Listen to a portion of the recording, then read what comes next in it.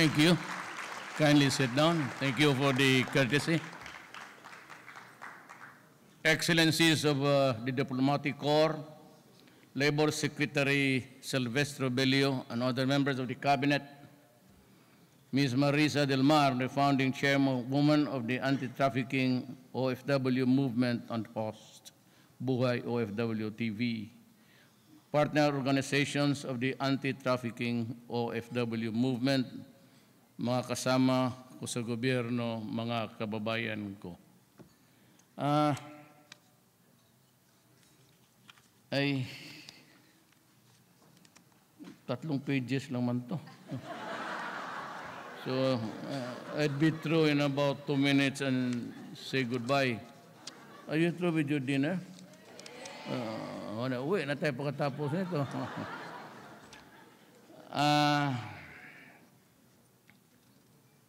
Matagal ako I've been with government for the best years of my life. Started as a prosecutor, then as a vice mayor for 23 years. I'm just telling you, I'm laying the predicate of my talk. And the congressman and being vice mayor and mayor again, it would reach about 40 years. I don't know how long I would be president. The imponderables of life would caution you to mag-isang salita. Do not define life in one sentence. But I have some thoughts and experiences to share with you. Nung presidente ako, nung mayor ako, matagal ng panahon, there was a time when I was forced to give the order to shoot to kill pati ang mga illegal recruiters. And this happened because 3 Davaoeñas, dalawa sa Turil and 1 from Lasang, those are the districts in my city, whose parents came to me early morning crying because they could no longer get in touch with their daughters, and all communications, well, no more, were cut. And they were crying in front of my wife and me. And after breakfast, my wife told me, do not ask which wife. I have 2. So, to be fair, I said, do not ask. I said, my wife said, why don't you do something about it? I said, do something about it. I pity the parents. And I said, yes, I've been declaring war against drugs and against illegal recruiters. You know, if you try to bring the worst in me as a human being, try these crimes and you would really see the worst person in this planet. And I like it, being the worst person, because I just stated succinctly by Marisa, that's really pure oppression. I cannot imagine human beings, for that matter, talking about our countrymen now, being sold to the slave markets elsewhere. And they are tied to the bondage of slavery for all of their lives. No longer connected with their families, totally lost. And they are there as slaves to work for... Umiinit yung ulo ko, sandali, ha? Kamo tayo ng dumi dito kung meron. Gusto ko kasi magmura. Kasi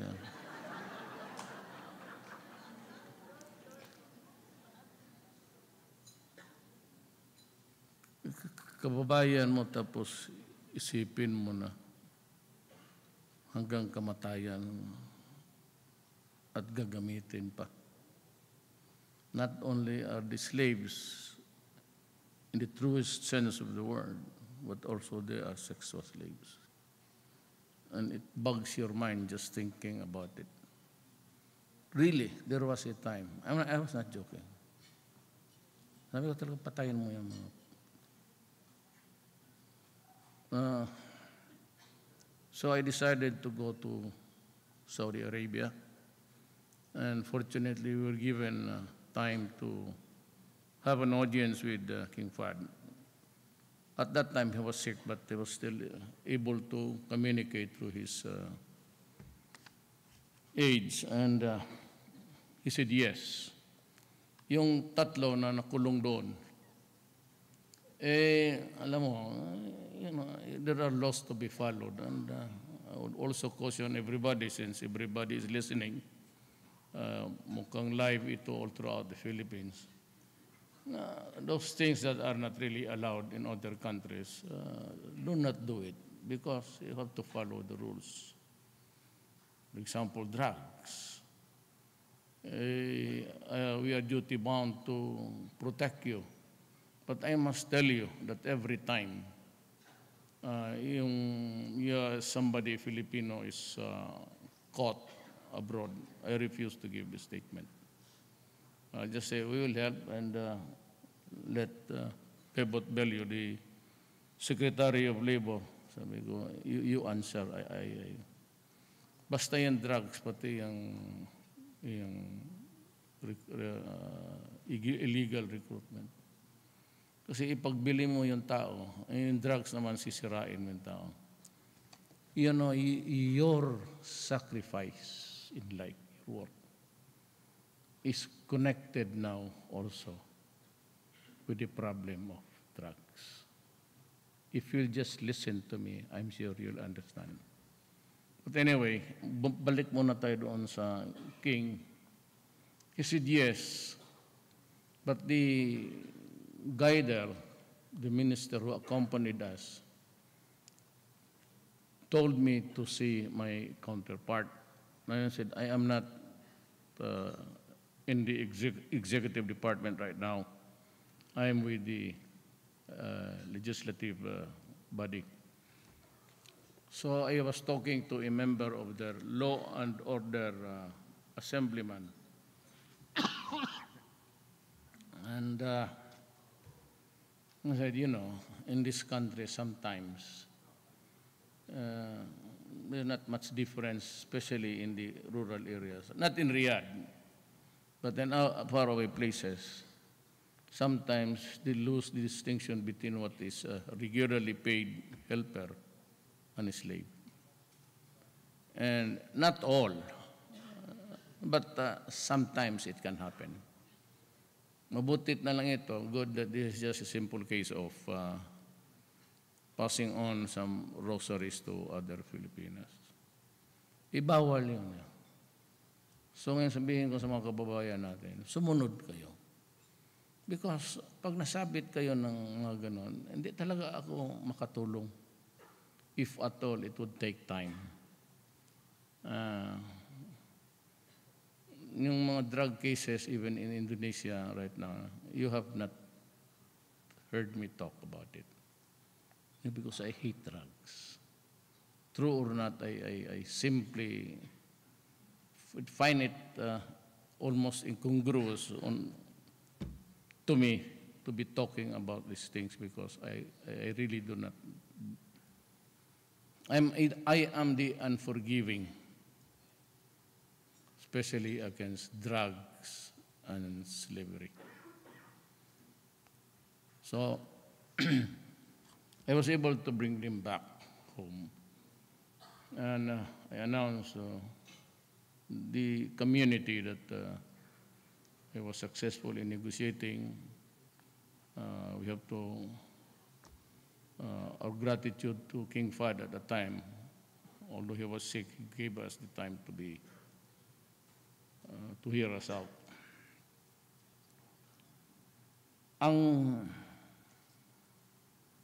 The only way, the most direct way of helping you is to improve the Philippines.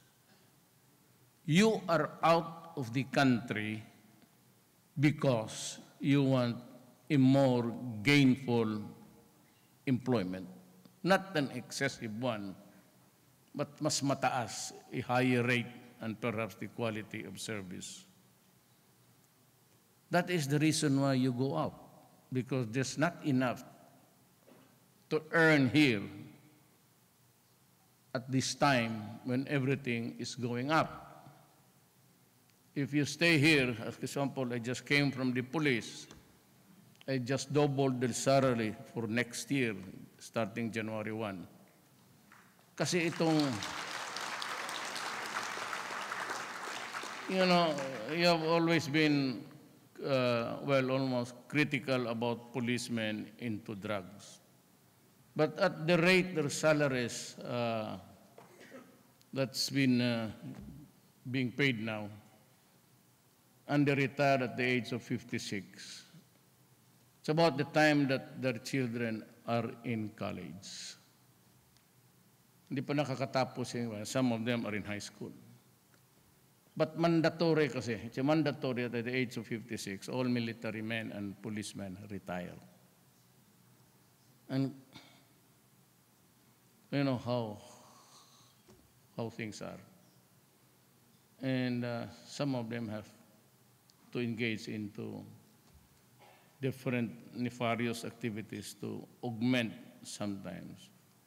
If it is only on that objective and that, on that level, okay lang sana. But itong mga iba, they do it at the expense of their fellow human being. I was the first, and some of you here are from Davao. I started my drug rehab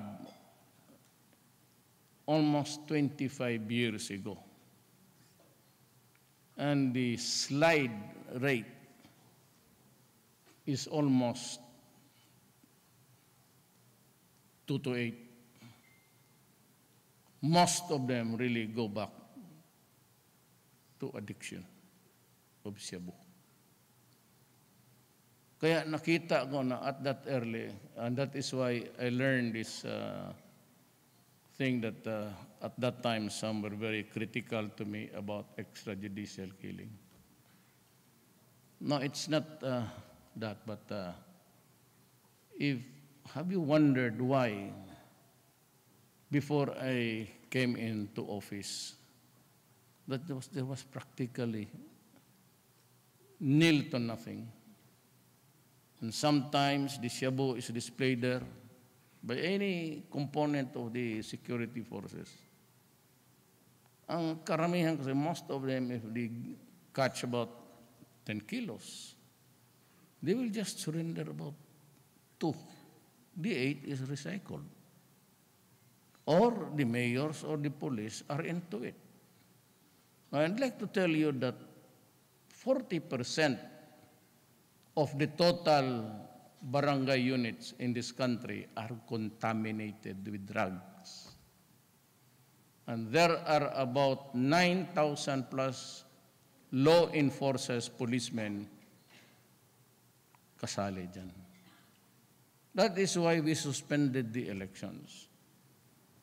The members of Congress went to me, senators and congressmen, and asked me bluntly, what do you recommend?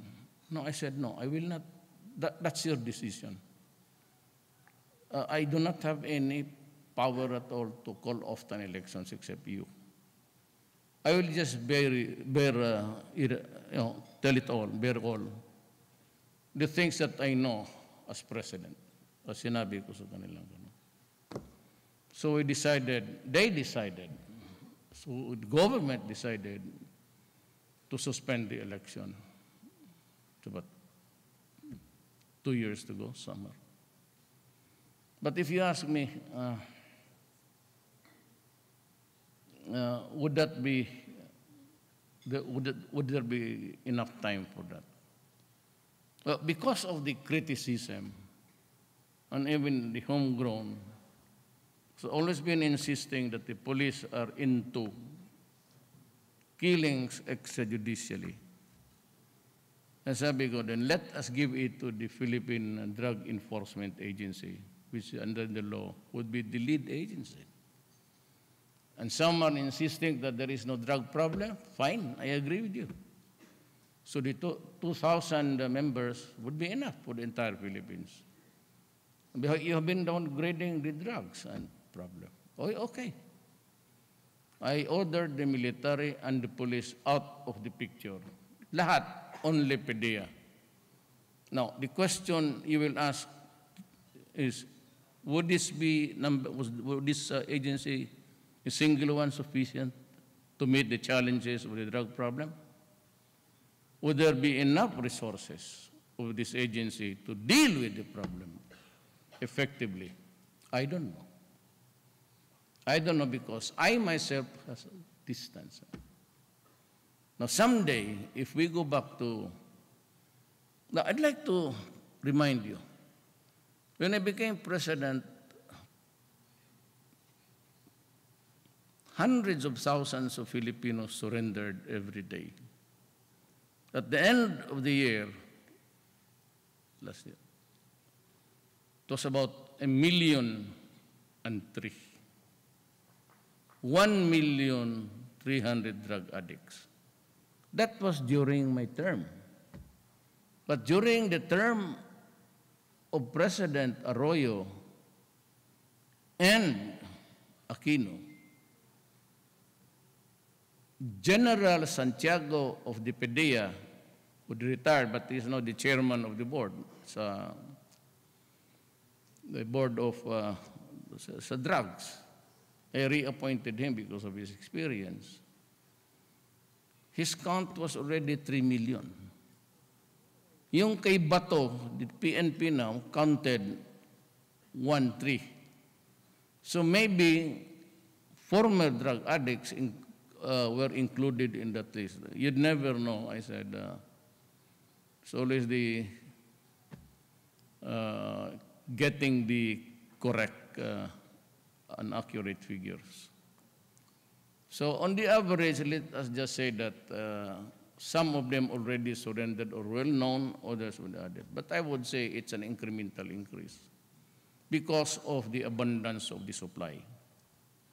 Coming from cooking overseas, not only even China, America, Europe is having a problem. So I'll just put it mildly, about 2 million. 2 million drug addicts. We built one Chinese good soul, built as a 5,000 facility. Diyan sa Fort Lahore, sa Magsaysay. It's an army camp, and I ordered the army camp because we needed spaces. I ordered the armed forces to open their gates and allow the construction of rehab. I said this philanthropist from China, good for 5,000. They're just about now, I don't know, about, it would be a miracle if they would hit the figure of 1. Because they have all, it's not a prison camp. We don't shoot persons escaping from the facility.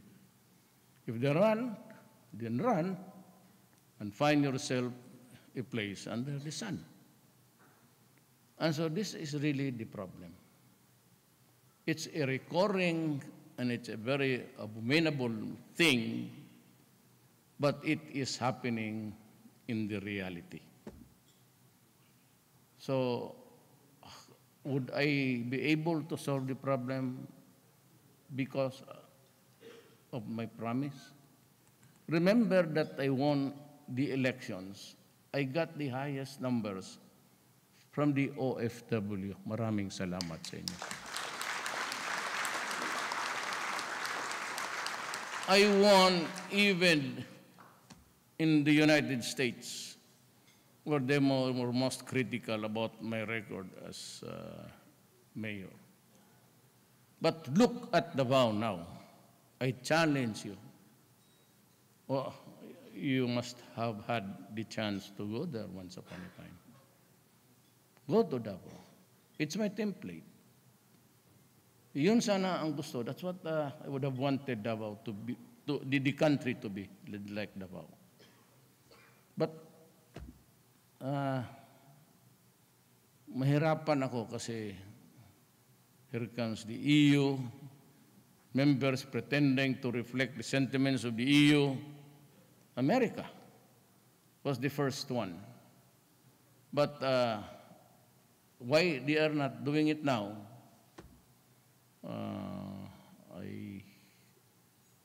I would not be in a position to reveal it to you. But I just showed them something. You read. There are about almost 40 mayors. 2 of them killed already. Parahinog pati si Albuera. Albuera was the mayor of Albuera. Espinosa was rather the mayor of Albuera, and he was the producer of the show there. And he even killed some of his policemen who did not obey his orders to follow him. Just like Parahinog. I'm sure some of you are from the Western Visayas, Mindanao. Was there truly a country of freedom there? The citizens, while they were in power, while he was alive, could not even talk about what's happening there. You can buy shabu in the sari-sari stores, and nobody was complaining. The economy of Usamis, walang factor, but people were quite comfortable. It was a little bit higher than the other cities. Why? Because everybody was a merchant of drugs. And the supply was unlimited because it was the mayor. And he killed 6 policemen. Until now, we only found 2. And when the investigators, following day, when they started to dig the farms of the idiot, they found, among others, the 2 bones of still in uniform, itong mga police. That's why I had to decide that he must go. The Albuera mayor also killed 2 of his policemen.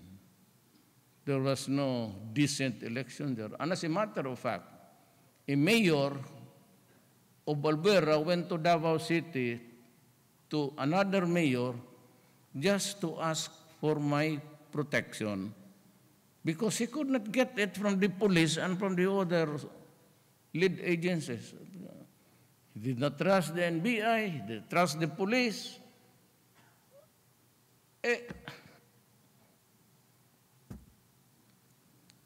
Pag ganitong gawin mo sa, what do you think? And hundreds of thousands of young people were going crazy, and even old ones. Pumunta ka doon sa, you know the first line of shabu. Gumagano, no?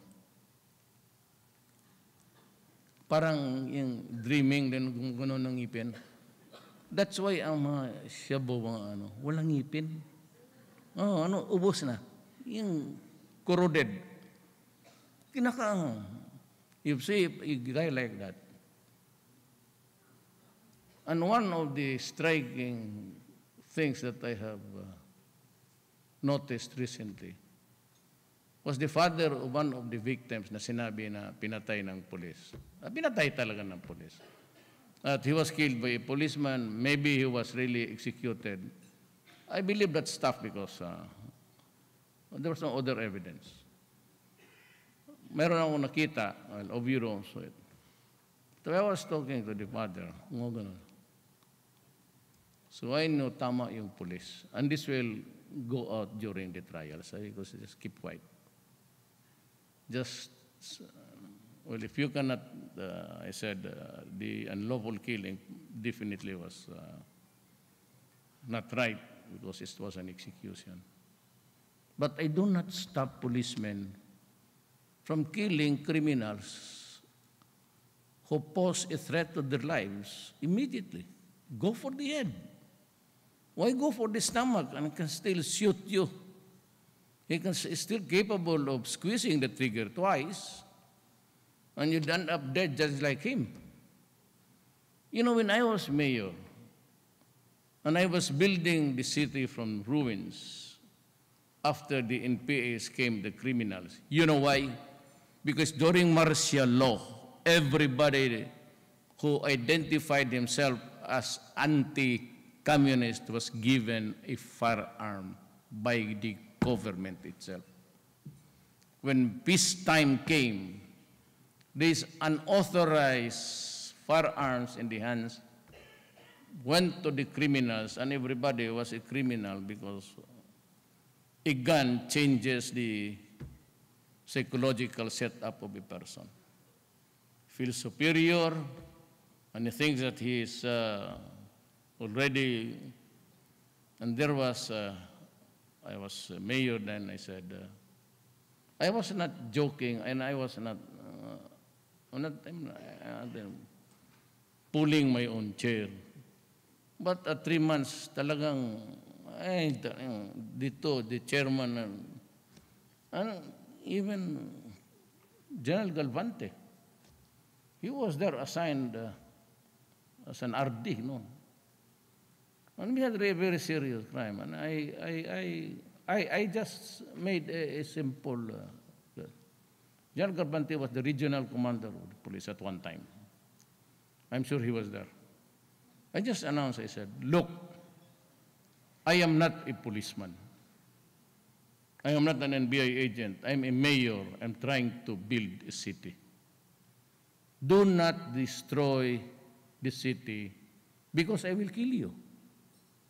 Do not destroy the young of my land because I will kill you. This is a very repetitive speech. But every time I have an audience, now especially you, because this has a connection directly with you. I'll prove it to you in a few moments.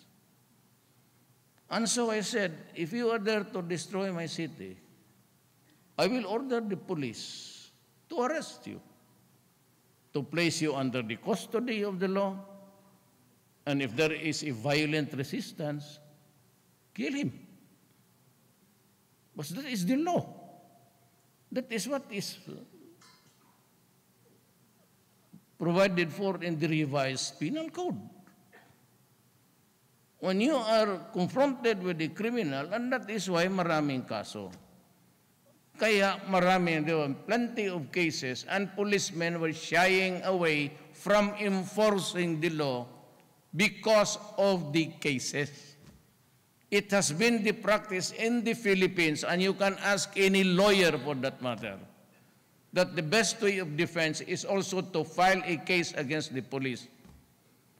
True or not, because that will discourage him, and eventually will just refuse to appear in court.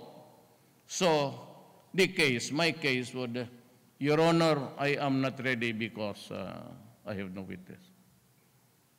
Then for the second time said, Fiscal, prosecutor, ready? Not again, Your Honor, because I have no witness. As the summons would show, he cannot be found.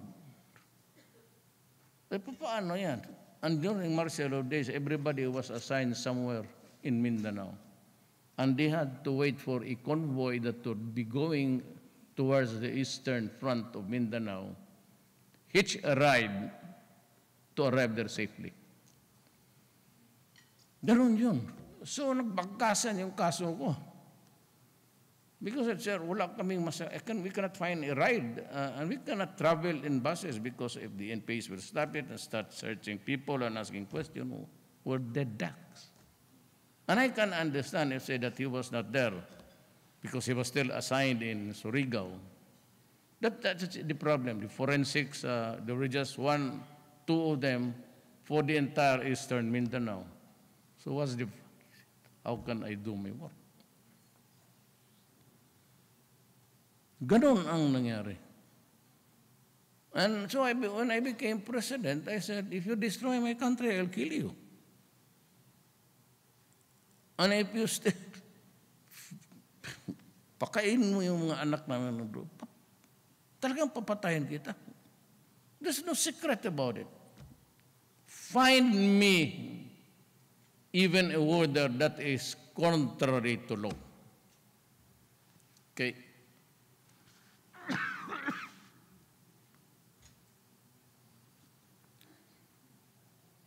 Find me a wrong there when I say, if you destroy my country, I will kill you. Or when I say, if you destroy the young of my land, I will kill you. And I will kill you. But it's not a carta blanca, kill him upon sight. You have to arrest him. But if he surrenders, you place him under the custody. You bring him to the judge issuing the warrant, or to the police station for record purposes, and maybe to answer for charges. But the law says that if you resist violently, the policeman has to take you into custody. Now, if you are holding a gun or a knife, how can this policeman now bring you into custody and bring you to the judge or to the police station? You have to overcome the resistance first before you can bring him. I said, drop your weapon because I'll be forced to shoot you. Kaya ako noon, when I was mayor, maybe it's also broadcasted in Davao. But he was a friend, and he committed something I did not. So I went to his house inside and said, no, you did something. And the wife was shouting. And I said, either I bring you out dead or I'll bring you out alive. Make your choice. And he was my friend. He was drunk. And if you resist because you have begun, I'll shoot you in front of your family. Make your choice. Because you have to overcome. How are you supposed to bring him into the custody of the law when he will fight again? That's the problem with minors also. Because minors tend to wrestle with the police and try to pull out something. So the police has to use physical force. And pag nabukol yan, the day after, go to the hospital and show their wounds there, just like also drunk people. I do not care if they are the policeman or not. So the police has to drag you. Then the following day, he will file a case against you. That is why, in my time, we had peace. And I hope that my daughter, who is now the mayor, will continue with it. It's peaceful in Davao. You can walk anywhere you want. Nobody would molest you. Because at that time, if you do it, you're dead. And I said, do not destroy my city. I am building a nation. Do not force me to be a policeman. A policeman, I should know the law, and I can deal with you better. And I am not afraid of the case. Because I'm a learned man of law and a prosecutor. I should know. Ang police kasi, pag napailan ng kaso, if there is a case filed against them, that day he loses his salary. There's no more food on the table. The children can no longer go to school. They have no money for the ride and for the baon during recess time. Kaya sabi nila, why? Why during the time of Duterte? Because I told him to enforce the law. God. They were the ones to receive the first bullshit. Either you do it or I will. So they enforce the law. And majority of them, because bangag, shabu shrinks the brain. Yeah. Rich people, well, bakit? Kaya, kayo bang mga mahirap? Bakit kaming mahirap ang namatay? Anak ka ng, ang market ng shabu po ay kayo ang mahirap. The market of shabu are the poor people. The rich people, I said, do not care about it. They use puppy. They go to the beach islands there and by the way, cocaine is a bit mild.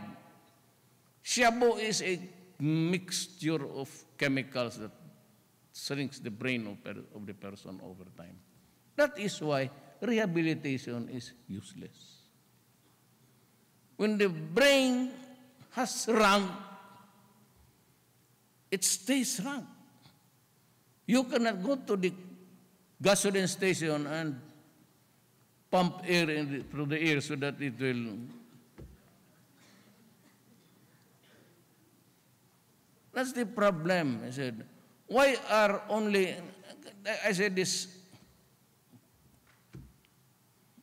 the favorite line itong mga foreigners, I am not referring to any one of you here, is always, you know, they are killing people there. And what is really worse is that they only count the victims who are killed, not even sure of whether it is true or not, because nowadays, when you lie flat on the pavement, on the cement, they would just assume that you are a victim of extrajudicial killing. That is what makes my mouth very bad. I really do it on purpose. Binabastos ko sila. You know why? When you do that, it is always a derogation of the sovereignty of my country. Ini-insulto mo ako, why? I said, you only add, I repeat, you only add the people who are dead and claim to be drug addicts. You forgot the equation that for so many years there were thousands and millions of Filipinos already crazy, of no use to us, to the Philippine society. There's no more hope, and we have to spend more money to cure them to no avail, because it's useless. When the brain is shut down, it stays there. It is shut down. Kaya ako galit. You know, when you look at the social problem, the EU, I think you are the educated race of this planet. You pretend to have the progressive laws and everything. When you look at the problem, look at the social aspect of the problem. How many died? You know, when you are a lawyer, you see a person dead or dying, and you want to have the dying declaration, you do not ask what is your name. You ask first, who shot you? Who stabbed you? Never mind about what weapon. Makita mo naman butas, bala, o saksak. O, ganon sana. Extrajudicial killing, how many? 10,000 they claim? Okay. So, this is the next question. Why were they killed? Yan ang problema ngayon. They sabihin, lumaban to because they fought it out, so they're dead.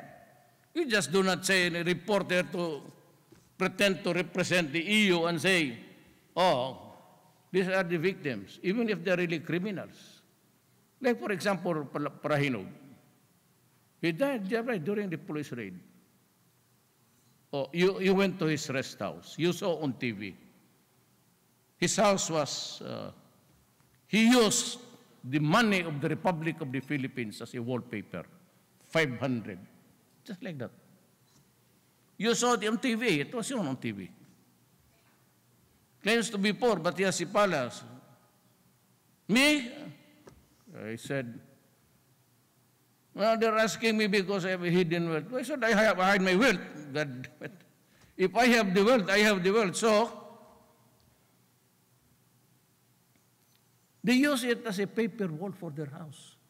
500 pesos. It's almost really obscene. It's almost pornographic thing. Yan ang ayaw ko dyan. Now you know. So, let me make now the connection. Ang problema dito, in fairness also to the guy who wrote this, let me just read the last paragraph as Consuelo. I do not write my speeches. I do not deliver speech. I just talk. I do not give speeches, really. Good evening, ladies and gentlemen.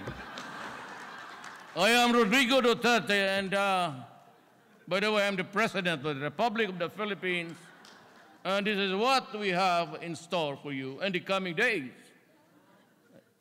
I just want to talk to you.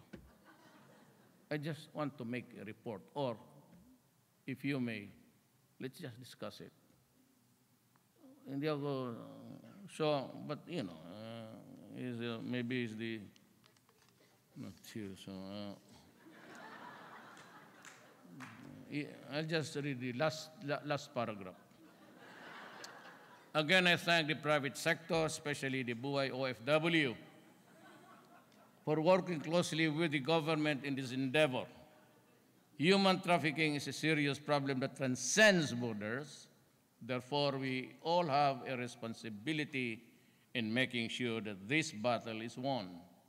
Together, we will work to improve the lives of our overseas Filipino workers. Again, congratulations and mabuhay. Having said that, having rendered the justice it deserves, he's my employee. I don't know who but he's from my office. So let me now make the connections. And overseas, it's really the poor, the defenseless, yung walang mapuntahan. Ang market sa drugs.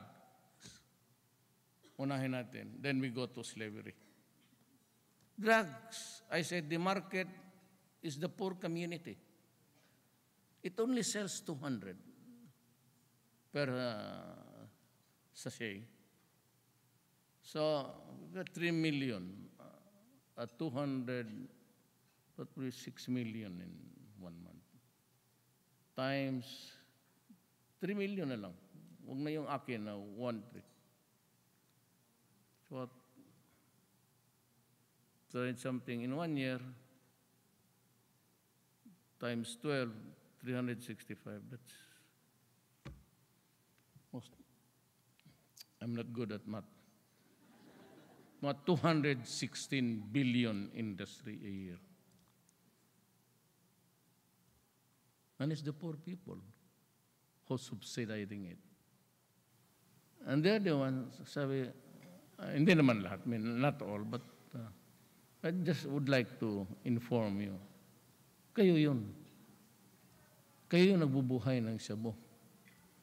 Yung mga mayaman, yung mga elitista, wala eh. May mga yate yan, may mga eroplano yan, may mga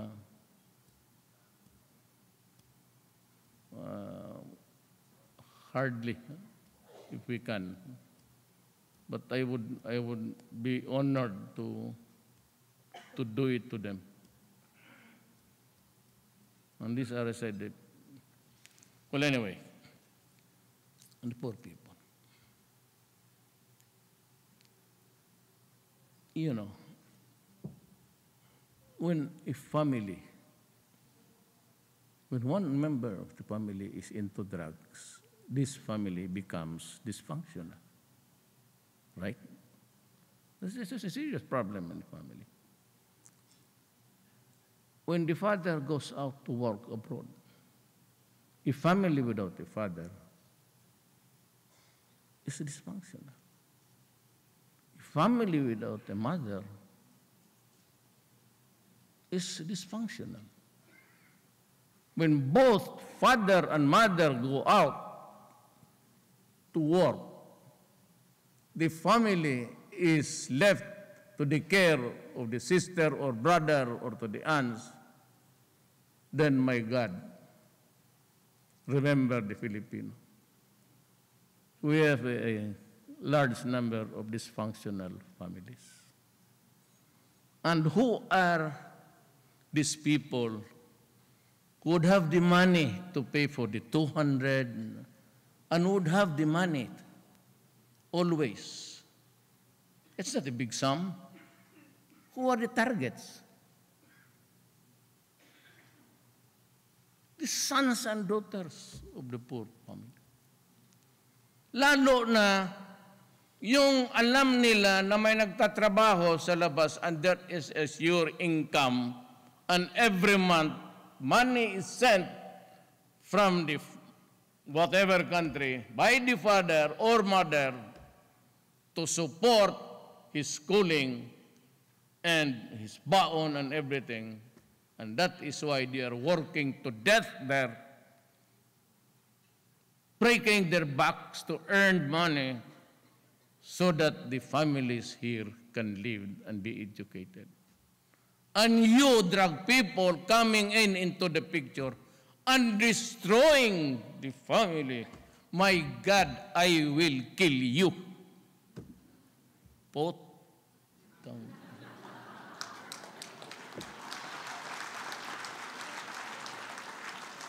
Why? Because I love the Filipino. Why? Kababayan ko yung kadugo ko. Why? Because I am tasked.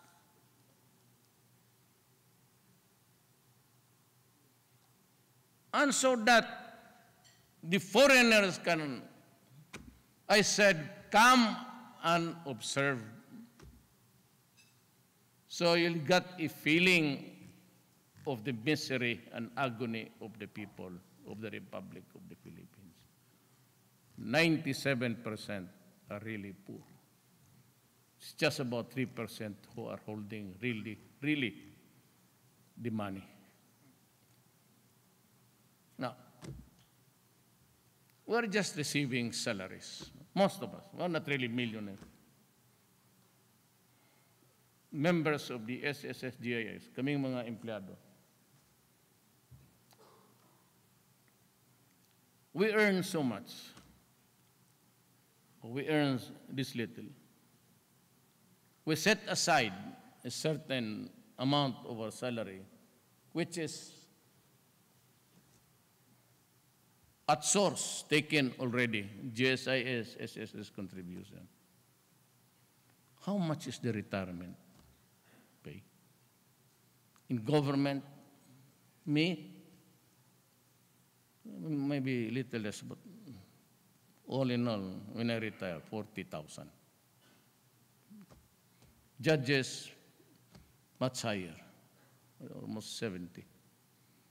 The salary of the mayor is just When I assumed we said about 47,000. That is why I was hesitant to be sworn into office. You give me 47,000, I have 2 families to support. So, where do I get the money to? Mabutit na lang ngayon. Well, in life, you can never say that you stay happily married with this. You want to. But, sometimes it's destiny. I don't know. You ask the next guy with me, he suffers with that problem also.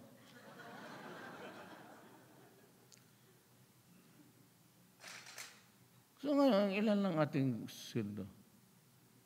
We retire at what age? Kaya mga 60, 65. Most of the policemen, on the average, get about 32,000.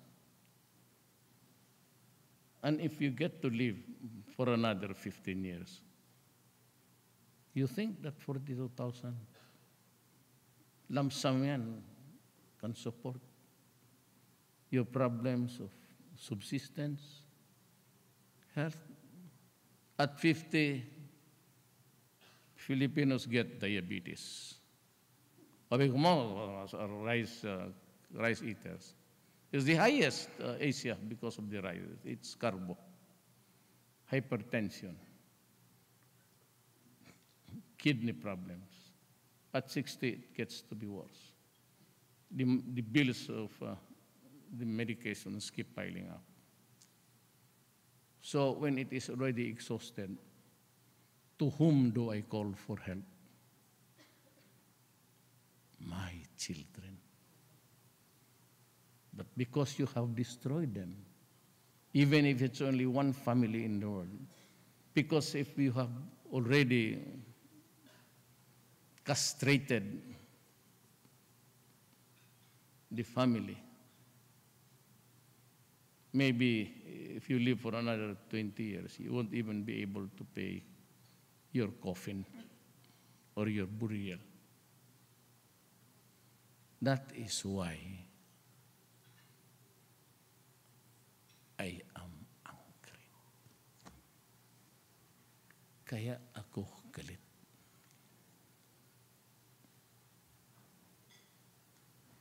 And people from Davao would tell you, Bebot is here. The LFTRB chairman is there, Eileen. General Ganvante is not there. He was just assigned there, a soldier. Look around you. You ride a chopper. I used to do that when I was, during the campaign, and until now.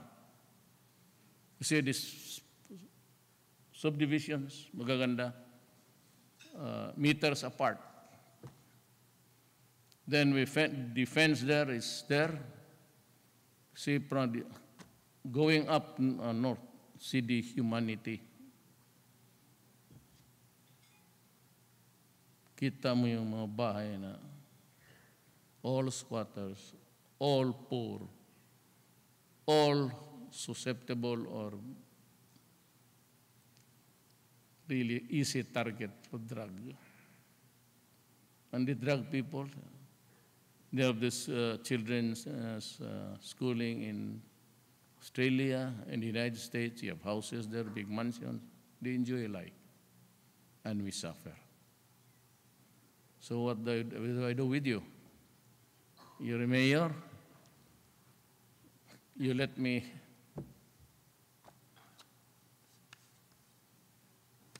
and then I said, by the way, Duterte talks, it would appear, according to the human rights analysts, you know Duterte, the way he talks, it is as if he was really the one who gave the order. Tarantado ka pala, sino mo pala? Must be an awfully stupid guy. Worse. I said, go out and destroy. Drug is an organized crime. You have to start with the tentacles, then the organs and the body itself. because it is an organized crime. Mahirap ka, you are poor. Well, I'm sorry. When I took my oath of office, I said, I will enforce the law equally against all. It doesn't say against all, but never mind, with the exception of the poor. It does not say anything about that. Me, at this point, why? Because you are rich, well, you are wrong. Because you are poor, still wrong. I'm just a lover, period.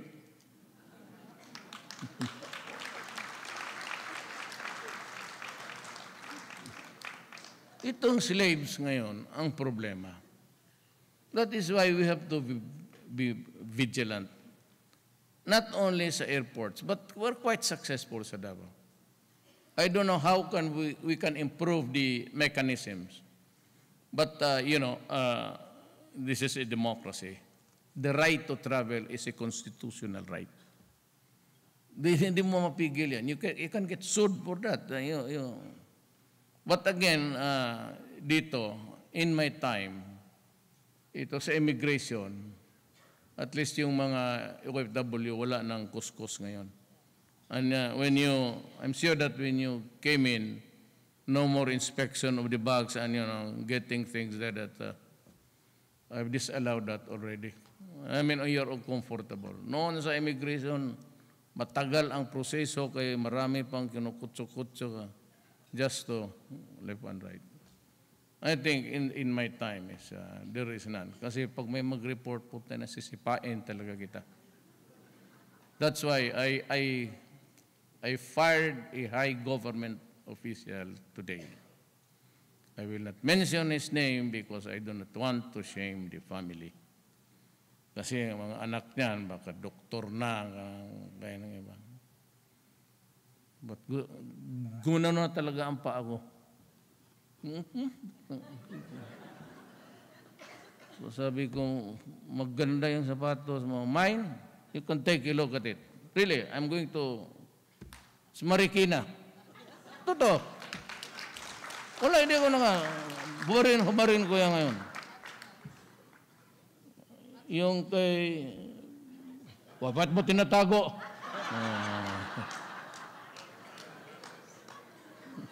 Nag-atras ka agad yung para hindi makita yung... By the design, I think that is... Hindi, ano ito?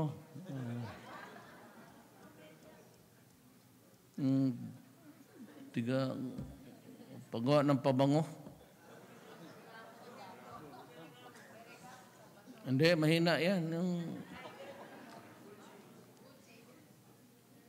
May binigay sa akin. Ako, marami ako, totoo. Hindi ako nang bumula. Tanggalin ko. It's Rolando Santos, actually. His name is... Rolando Santos from Marikina. He gave it to me. Okay man. Pangsipa ito sa mga gago na pagagawin. Nabi ko na tama na yung korupsyon. Bakit ako? I said, baski kayo. Except, ang OFW talagang malakas ang hatak sa akin. Yung iba, bakit nanalo ako? Ganito lang yan. You have to improve the economy. To do justice to the sweat of people outside, rich or poor, that their families here are protected. Wala man lang silang ibang hinihingi. They are not asking for anything else from the government. As a matter of fact, they are the ones remitting money to the government.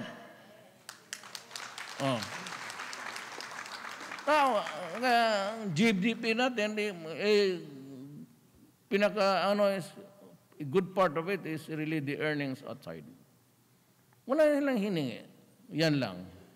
That everything is for one day when they return, which is happening now. Kasi ang labor, naghanap na. May nagsabi pa ng isang sana magbalik na yung OFW. because most of the artisans are out. Yung mga walang naiwan, yung tamad siguro. Hindi marunong ng plumbing and electricity because all of the experts went abroad to seek the greener pasture. Ngayon, there's a boom even in Davao. They're looking for workers. Workers skilled. Kung ibigay mo yung traktor mo sa hindi marunong, binangga yung building mo. Bumagsak na ang bulsa mo, bumagsak lahat. And they have to keep the economy at least viable. Protect their children, their families, because their mothers and fathers and pamangkin nandito. And they're hoping that they would be magandang buhay. Then children, their children especially. Pawis nila yan, tapos they put to in naught because of, mahirap yan. Hindi lang kasi naintindihan itong mga human rights. Lalo nang, I do not mind the locals because it's purely politics. Hindi talaga makatanggap ng talo. So they started with, hindi makatanggap ng AKJ, AK, inuuna yung extra killing. Kaya ka na extrajudicial. They started with that now. They started my bank accounts. I gave them the waiver many years. Before the elections, binigay ko na eh. Ayan o. It's still there. It's extant. There is no expiry date. God damn it, use it. And for you who have friends, ilan bang bangko dito? RCBCB.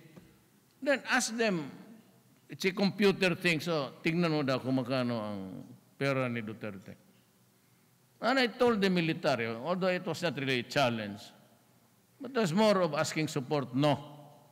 Asking ko lang sabihin ko, pati kayo magduda, if you find, you open everything, and if it is more than 40 million, I will step down. That 40 million, the first deposit there of million was when my father died and our hereditary properties were given to us. Hindi naman kami mahirap, pero we could not agree among ourselves, so we sold everything. Then divided the money. Hindi naman ako mahirap. Sabi ko, hindi rin ako mayaman na ngayon. Tama-tama lang. But more than that, I go realize that you cannot bring pagkapatay ka na. I like the quotation of this Lebanese author, si Omar Khayyam, something. Khalil Gibran, what is it to die except climb to the mountain top? And when you are there, you stand naked against the wind and melt onto the sun.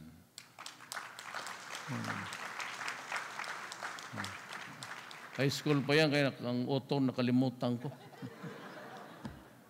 It's Khalil Gibran. So, itong slavery, ang kulang dito is more of, I'd like to say something. Not because you are here, Your Excellency, the ambassador of China. China has been accepting Filipinos, like Korea. And they are really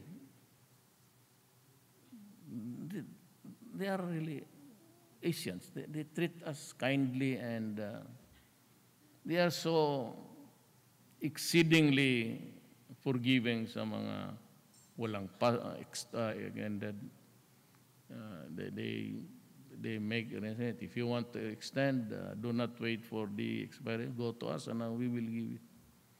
And Korea. Those are the two countries na, and Korea because of one thing, that during the Korean War, we sent a delegation there, Pilcag, remember? And one of the soldiers that we sent there was Ramos, President Ramos. And that is very sentimental to them.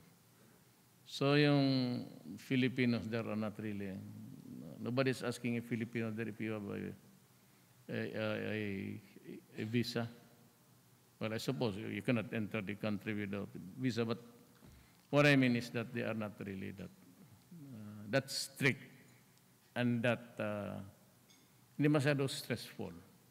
And China is it's very okay lang sa kanila kung they go there and work. So, those are the countries na kita ko na Mr. Ambassador. Thank you. And mind you, they also gave us the arms that we needed very, very badly. 2 shipments of and the Marawi thing was a battle of sharp, because they were already positioned there inside the buildings. That's why until now, I think it's Mosul. Look at the Middle East. How many years has it been since they fired the first shot? Because building for building. Sa Marawi, ganun. If it was war on an open field, tapos yan isang linggo. But they had to. And with we were short of, we had but short. But when the sniper complete, meron ng, all that they do was just to zero, and it almost hastened the war. With China played a very significant role. Now they say that the CIA wanted me out of the government. I believe so, but not really. But they would have prepared another one. But one thing is very sure is they do not like me, and I do not like them also. If there is one place that because I was invited by Trump to go there, and here comes the 2 senators from the U.S. Congress. They were here saying, "Oh, we will protest if he goes there." And I answered, "Who told you? Who told you I will go there?" About the only time that I went to, their wife would be listening, wag na lang.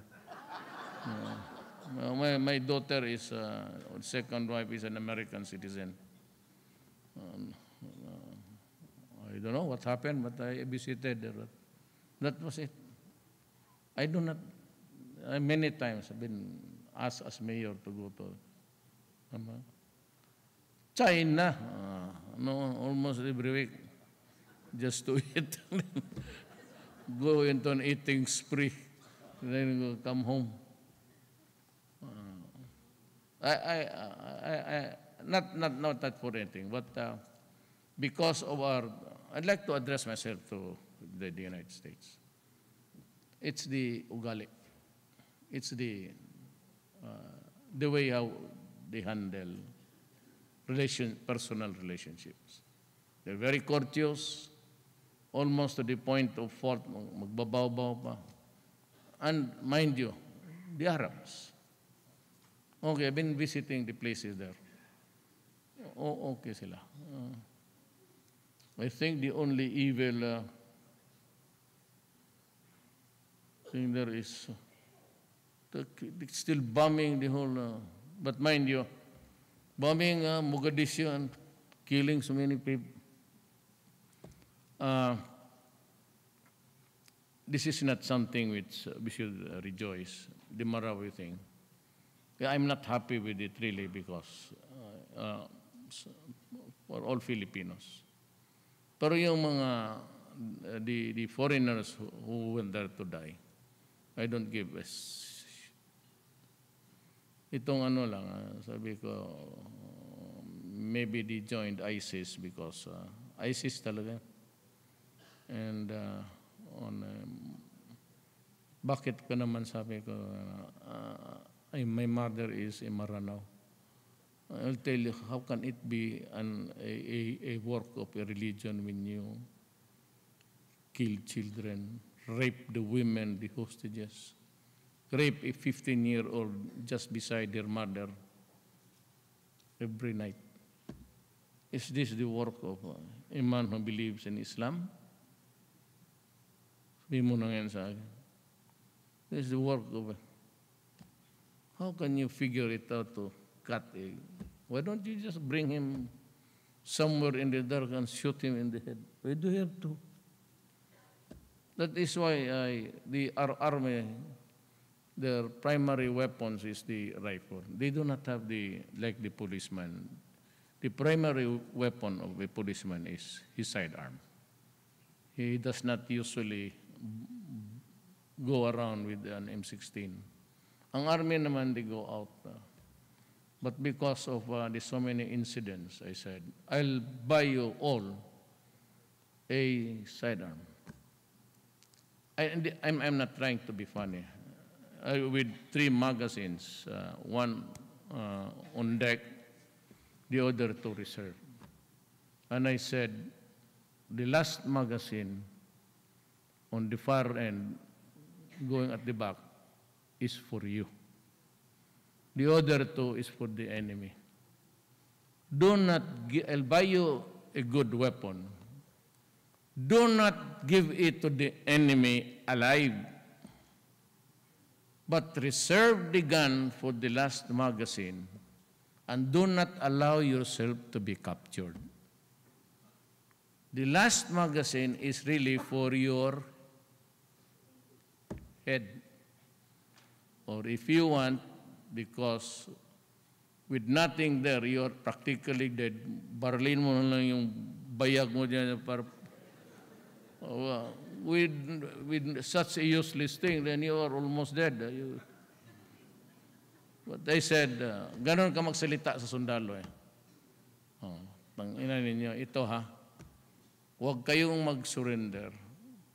Do not allow others to treat you as a pig, to treat you as an animal there, only to die in front of the TV and your head being cut.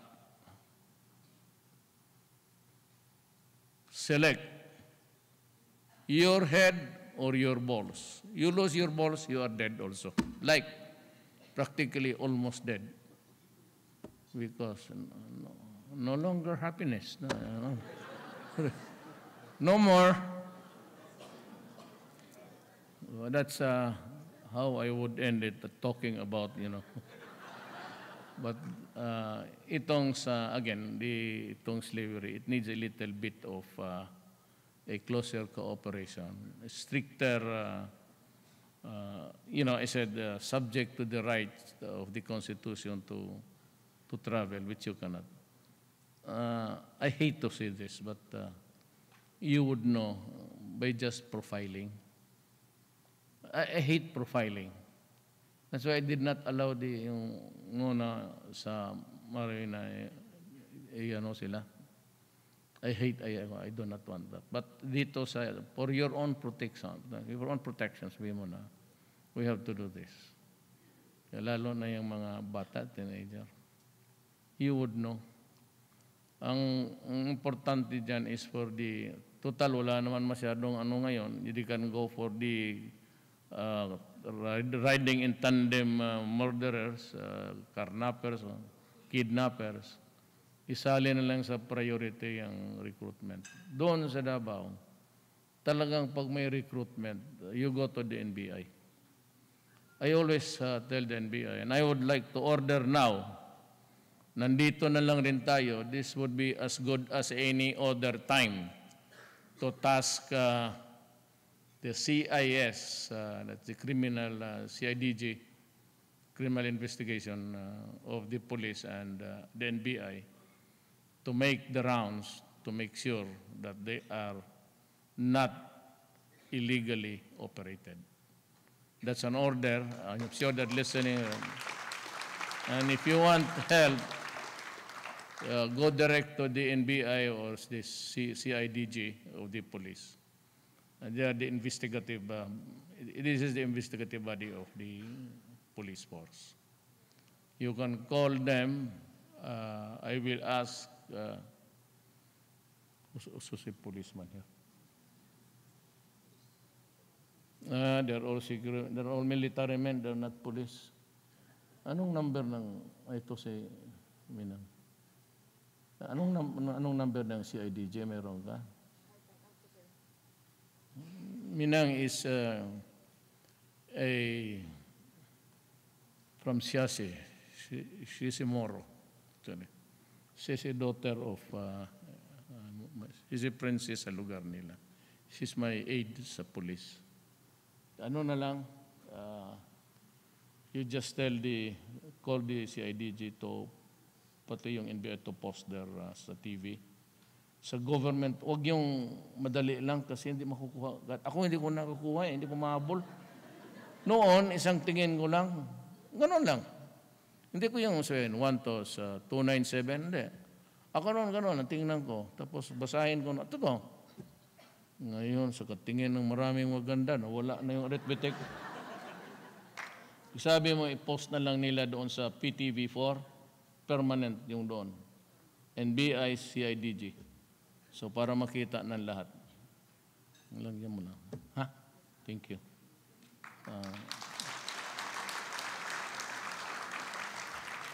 Si Moka, halika. Ito may program ito sa OFW. Ikaw, turo-turo sarili mo. Ito si Moka. She is also one of the girls dito, local, working hard for the OFW. She's been there. She goes the rounds. I took her in as a Doha Qatar. She's also a worker for the OFW. And Marisa, you can always count on. Nandito sa akin eh. And if everything fails, you call me. So we will give them the ultimate, if nobody can stop them, when we will use the leave it to God to forgive. God, I have to shoot this idiot because he's no, ganyan society. We plead, we beg, we pray, yung mga drugista, pati yung mga illegal recruiters. Huwag naman yung ganon. Kasi do not do it. Do not, you won't like it doing it to your fellow men. Stop it. Because if you don't stop, somebody will stop you. Ganon talaga yan eh. You give us room for, you put that corner as corner ang tao. And we get to be desperate because there is no other solution. Noon, you go there, bail, go there, bail. You go there, you bail almost every day. You use the minors. Ganito yan eh. Bakit may minors? Why? Bakit may matanda pati minors yan? Why? Because ang matanda ang courier. Galing siya yung lieutenant. Tindig lang yan siya. Yung minor niya, I'm not attributing it to any particular case. Yung minor niya, yun mag-utos, bigay mo yun sa tao sa kanto na yun, katindig. Yun ang tatakbo. Pag nahuli ng pulis yan sa kakatakbo, he goes out freely the moment after. You cannot arrest a minor below 15 years old.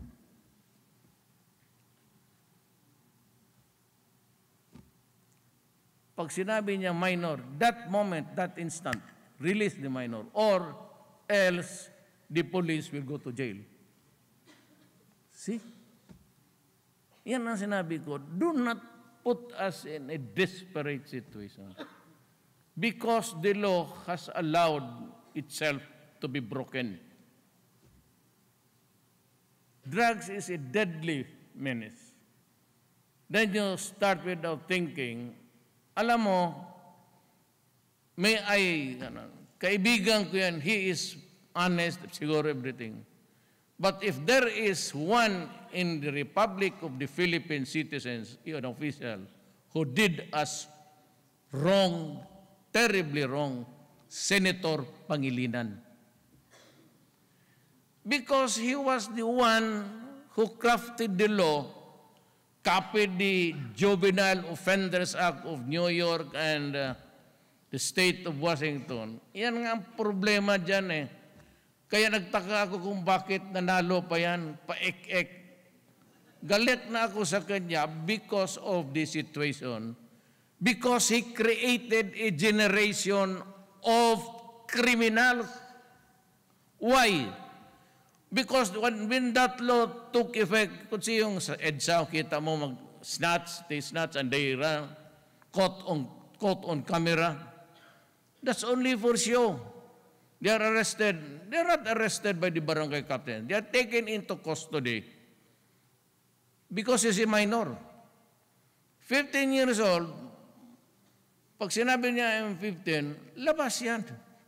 So these guys go in and out of prison every day without even a minute of lecture of the responsibility of a citizen and the sense of accountability of doing a wrong.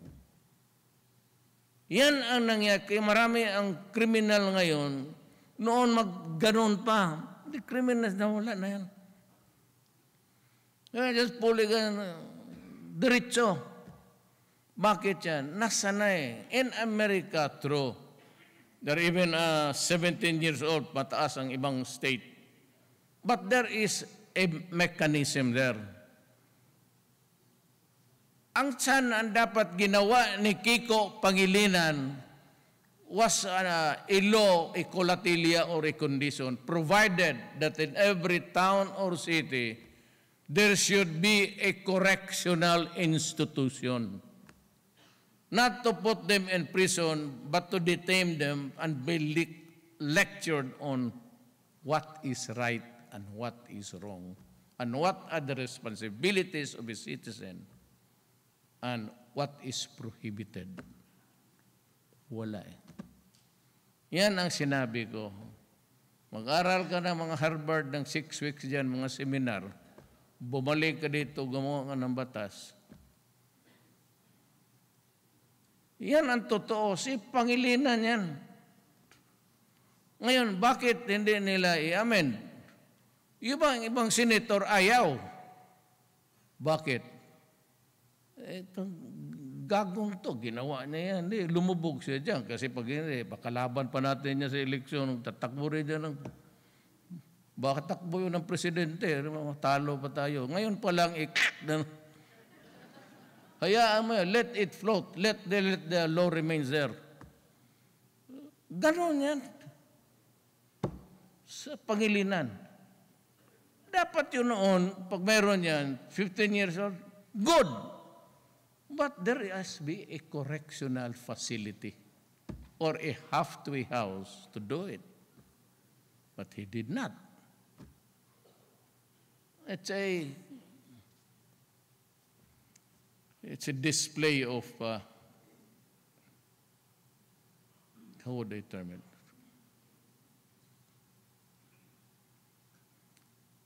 A display of brilliance gone wild. Yan ang mahirap dyan sa... Siya yan. Ngayon, matagal ko nang gustong birahin yan. Si Pangilinan. Nandyan ba siya? Suntukin na lang kita para tuluyan na. Hindi totoo yan. I'm telling the truth. Walang iba. Pagtanong ka ng abogado, ay ito, abogado mo yan dalawa. Tangin nyo. Yan ang nakadiferensya eh. So, in and out, they grow up without any sense of responsibility or the more is accountability. Yan ang nawala. So, that's how it is. Now, if I kept on talking, you might as well order the breakfast. Thank you and good night.